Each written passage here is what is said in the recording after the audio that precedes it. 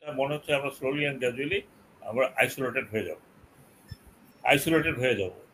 আমাদের গার্মেন্ট শিল্প ক্ষতিগ্রস্ত হয়েছে এবং এটা আমাকে আমার এক ফ্রেন্ড গার্মেন্টস একজন ফ্রেন্ড স্লো ডাউন হয়ে গেছে যে আমরা ফিরে পাবো কিনা ওই অর্ডারগুলো, কারণ আমরা কম্পিটিটর অনেক বেশি দুনিয়াতে। এবং যদি নিজের থেকে কিছু বলেও থাকেন তাহলে তার মন্ত্রণালয় কোথায়, তারা কি সামনে যেয়ে বলতে পারতো না? এই এই এত বড় একটা একটা পার্টিতে, সেই পার্টি থেকে এমন কোনো লোক নেই যারা বলতে পারতো যে এই জিনিসটাকে আমরা এইখানেই সলভ করে ফেলি। স্ক্রিপ্টে চলতেছে, সেটাতে ডিজাস্টারাস কি হবে? আজকে না হোক, কালকে না হোক, পরশু না হোক, আমরা থাকি বা না থাকি, সারা বিশ্বে কখনো একরকম থাকে না। আমি তো এই যে এই একটা ছেলেকে দেখেছেন তো, একটা ছেলেকে গাড়ি থেকে ফেলে দেওয়া হয়েছে। না না, সেটা দেখছি, সেটা তো আপনার ইউনাইটেড নেশনসে চলে গেছে ওইটা। হ্যাঁ ওইটা হ্যাঁ, আমি মাসুদকে তো মানে লাকি বলবো যে সে 6টা গুলি খাইছে, 6টা গুলি খাইছে। যে 6টা মারছে হাসপাতালে থাকে না, হাসপাতালে থাকলে তাকেও তো নিয়ে যেত। আমি বলছি নিরাপত্তার কথা বলে থাকে। লিথেল ওয়েপনটা আপনি কখন ইউজ করবেন, কিভাবে ইউজ করবেন? আপনি যখনই ওই লিথেল ওয়েপন আপনি ইউজ করেন, দ্যাট ইজ কিলিং। একটা বুলেট লাগলে, যদিও পুলিশের নিয়ম হচ্ছে যে বিলো দ্য বেল্ট এবং ক্রাউচ করে মারবে যদি মারতে হয়।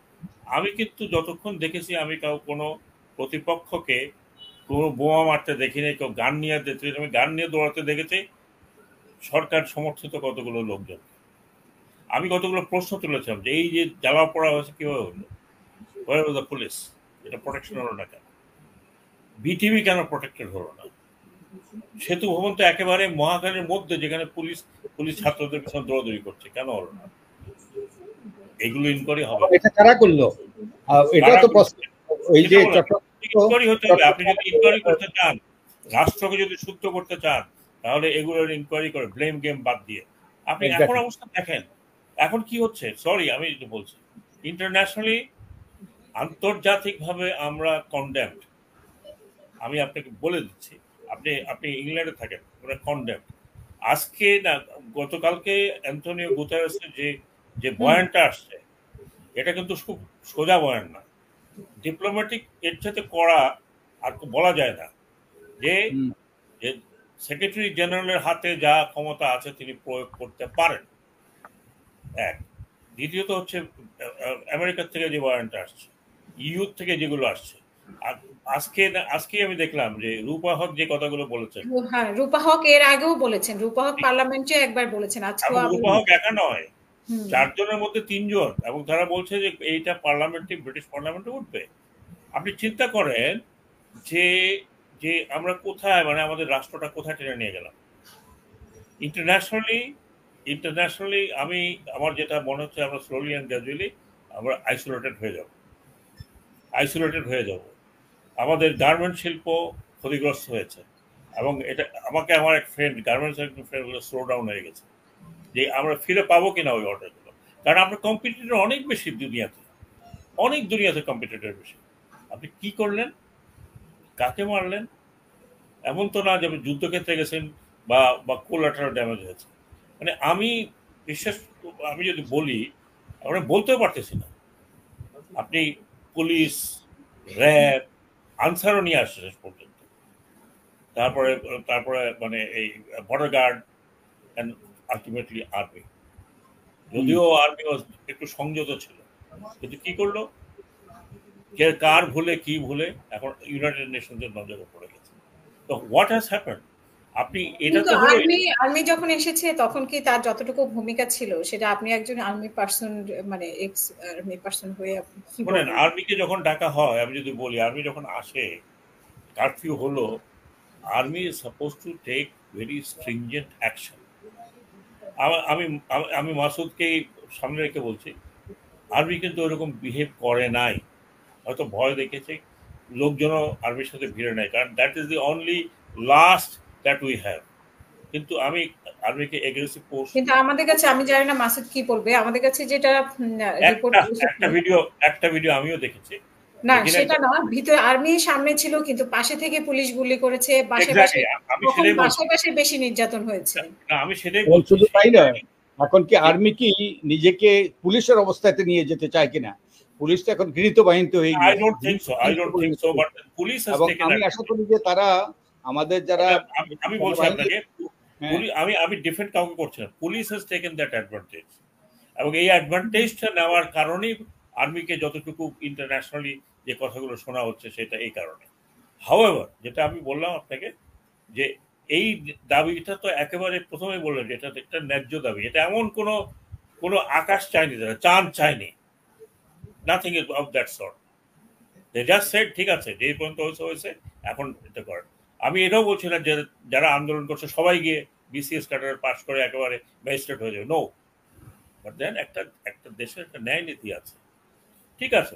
মুক্তিযুদ্ধ যারা করেছেন তাদের বঙ্গবন্ধু যখন ছিল করেছেন, ছেলেদের করেছেন, ফাইন। আর কত এটা প্রজন্ম আরেকটি যেটা বিষয়, আমি ওই পার্সোনাল যাচ্ছি না, আমি শুধু এটুকু বলবো যে উনি হারিয়েছেন খুবই দুঃখজনক, এবং আমি আমার বইতে লিখেছি, ফার্স্ট বুকে, এটা এটা এটা অত্যন্ত দুঃখজনক, এটা এক্সপ্লেন করা যায় না। বাট সেই কারণেই তো ওনার কাছ থেকে আরো মানে সংবেদনশীলতা, সংবেদনশীলতা, মানবতা, এই ওনার নাতির বয়সে এরা যারা এই যে আমার সামনে যারা বসে আছে, ওনার তো কাছ থেকে আরো সংবেদনশীল আমরা আশা করেছিলাম। আমি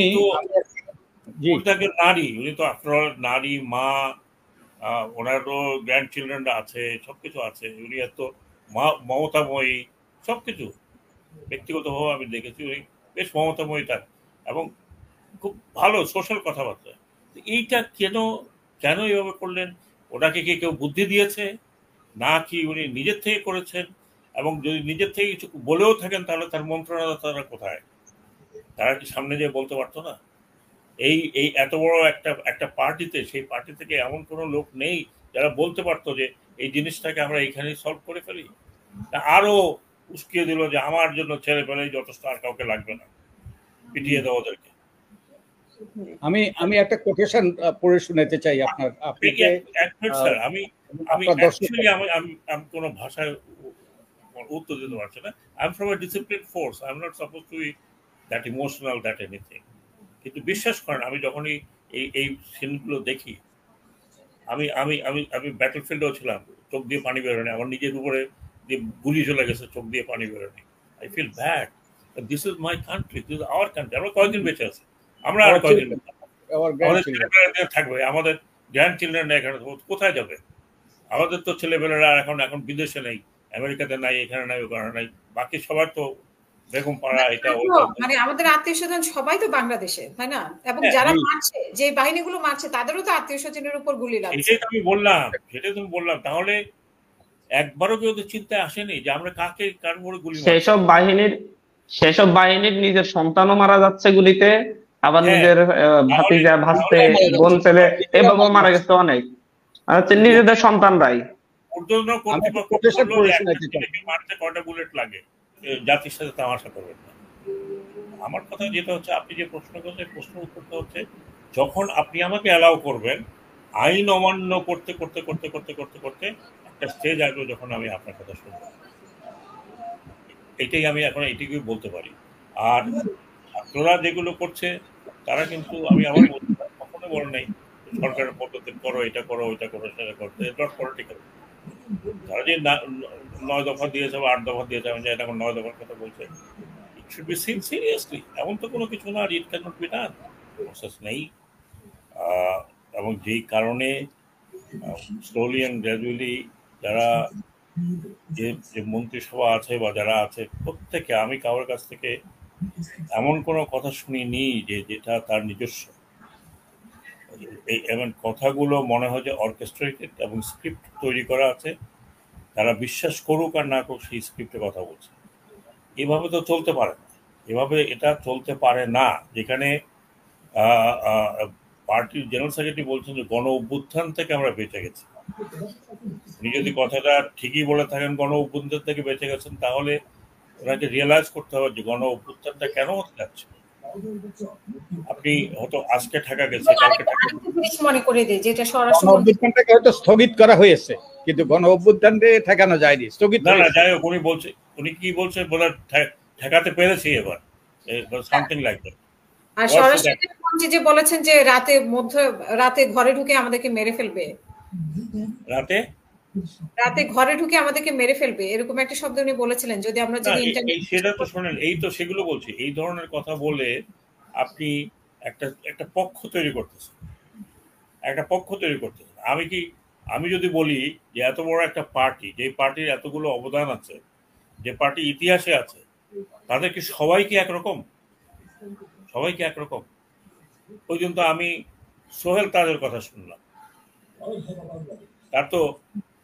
তাদের তো ফ্যামিলির বিশাল কন্ট্রিবিউশন আছে towards the independence of this country. সেই জায়গাতে আমি তো মনে করি সবাই একরকম, কিন্তু এক স্ক্রিপ্টে চলতেছে। সেটাতে ডিজাস্টারাস কি হবে, আজকে না হোক, কালকে না হোক, পরশু না হোক, আমরা থাকি বা না থাকি, সারা বিশ্বে কখনো একরকম থাকে না।